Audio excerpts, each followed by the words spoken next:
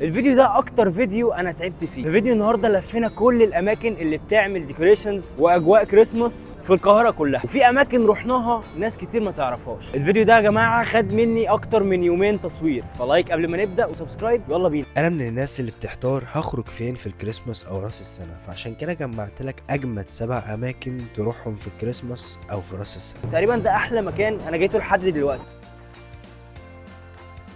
خلي بالكم محدش يجي المكان ده. واول مكان معانا وهو الكوربه.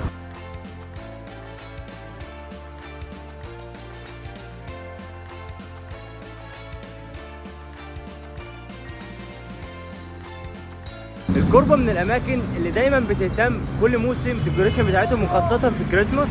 بيعملوا برضه في رمضان بس متميزين اكتر بالكريسماس. كل ما في الامر هو الشارع اللي ورايا ده بس، يعني مفيش اي ديكوريشنز غير في الشارع ده بس.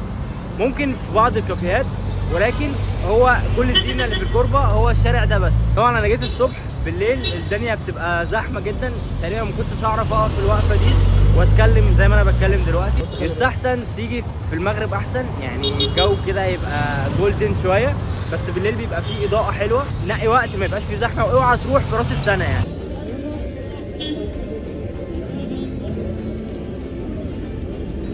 انت لو عاوز تقعد وتشوف الفيو ده فاقعد في كافيه 99 او اي كافيه في الشارع اللي قدام الشارع ده بالظبط. وانتوا ماشيين في شوارع الكوربه كده تلاقوا المطعم ده. هو بسيط جدا وصغير، فكرته برده بسيطه. بيعمل بطاطس في كاب كده، بيحط عليها صوصات كتير، فدي حاجه لازم تعدي عليها لما تيجي الكوربه. هو جنب بطاطس انسلافيا، هو ده. واحلى حاجه ان البطاطس دايما عندهم فريش، يعني دايما بتطلع لك سخنه وعمرها ما بتطلع ساقعه. بعد كده بينزل عليها بتتبيلتهم الخاصه وبتتقدم في الكون ده. الصوص بيبقى على حسب اختيارك، ممكن تحط اكتر من صوص. الجميل في الموضوع ان الصوصز عندهم بتبقى تقيله ومش متخففه، فطعمها بيبقى ريتش جدا. جرب بقى الاختراع ده. هو عباره عن بطاطس متغرقه في كذا صوص على حسب اختيارك. احلى حاجه ان البطاطس سخنه جدا ومتبله تتبيله حلوه كده مع الصوصات دي، وكمان الصوصات كتير مش قليله. كواليتي الصوصات نفسها مش اي كلام. حاجه يعني مهمه جدا ان الصوصات تبقى الكواليتي بتاعتها كويسه، فهو مش اي كلام. خصوصا الرانش عجبتني جدا، فلازم لما تيجي الكوربه تجرب البطاطس دي، هتعجبك جدا. الكوربه مشهوره بالروف توبس، يعني لو عاوز تشوف الفيو بتاع الكوربه المشهور ده ممكن تقعد في حواري كايرو. هو غالبا انتوا مش هتشوفوه، هو ورايا فوق في الدور كام، 15 ولا العاشر حاجه كده فوق يعني. بس خلصنا تصوير هنا، يلا نشوف المكان اللي بعده بيقول ايه. الليل ليل ووصلنا على تاني مكان وهو في الشيخ زايد، وهو كابيتال بيزنس بارك.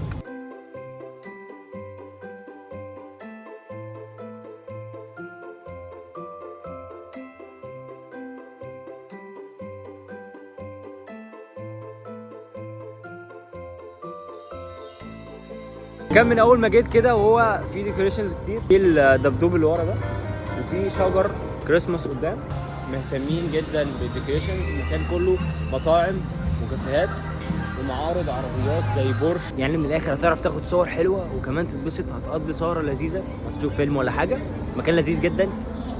يبقوا تعالوا كابيتال بيزنس بارك. ولكن خلوا بالكم عشان اوقات مش بيدخلوا الشباب. لو انتوا شباب وخارجين مع بعض اوقات بيرخموا، وخصوصا في يوم راس السنه مش بيدخلوا شباب نهائي. فحاولوا تيجوا قبل راس السنه عشان حتى تعرفوا تتصوروا صور حلوه يعني. وتقدر تيجي هنا وتتصور جنب شجره الكريسماس. ومن الاخر يعني المكان كله تحفه، يعني لازم تيجي هنا في الكريسماس او حتى غير الكريسماس هتتبسط يعني. يلا بينا على المكان اللي بعده. وثالث مكان جناله وهو اركان بلازا الشيخ زايد برضو.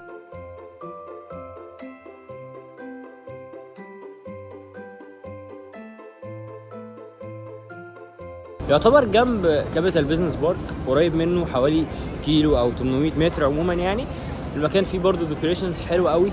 في البدايه اول ما جيت حسيت ان الديكوريشنز قليله، ولكن طلع لا في ديكوريشنز كتير جدا.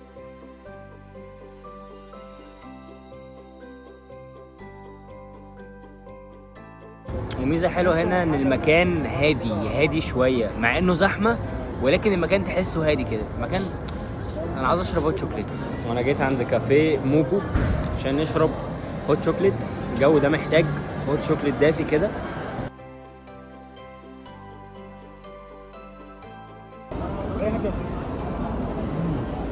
احلى حاجه ان الهوت شوكليت دافي والجو ساقعه، فالجو هادي كده ولذيذ يعني.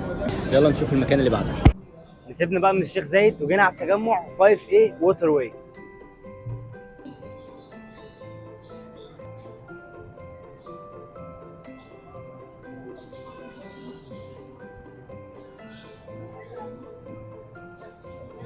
المكان بيعمل كل سنه ديكوريشن كريسماس احسن من اللي قبله، ولكن المره دي فعلا احسن من اي سنه فاتت. ديكوريشن في كل حته، اجواء كريسماس من الاخر.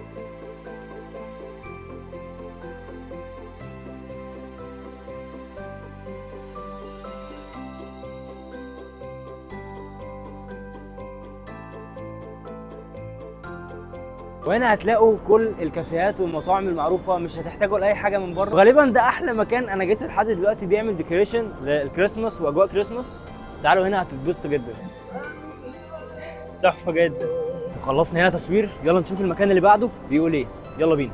وتاني مكان جينا له وهو يو فينيس، ده قدام ووتر واي بالظبط. كان يا جماعه تحفه بمعنى الكلمه، الاضاءات في كل حته وشجره الكريسماس وحتى الاشجار تحت. مكان شكله تحفه من اول ما جيت، انطباع اولي كده.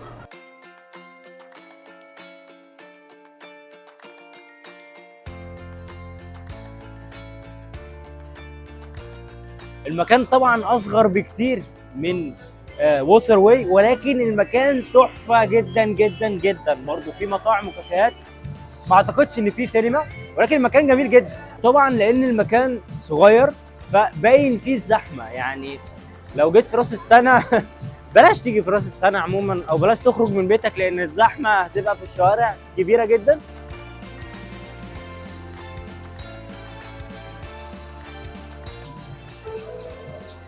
يلا اللي بعده على طول. احنا جينا دلوقتي داون تاون. اول ما جيت كده ديكوريشن هادي خفيف مش كتير، والزحمه قليله الى حد ما. مكان هادي جدا، اي موسيقى او اي حاجه، مفيش ناس كتير. ديكوريشنز هاديه، مكان ظريف. المكان فاضي، مش عارف تقريبا الناس ما تعرفش المكان ده، لكن المكان لذيذ يعني. بس فين الناس؟ تقريبا هو قفلوا المحلات، قافله. من شويه كان في ناس، ايه اللي حصل مش عارف بصراحه.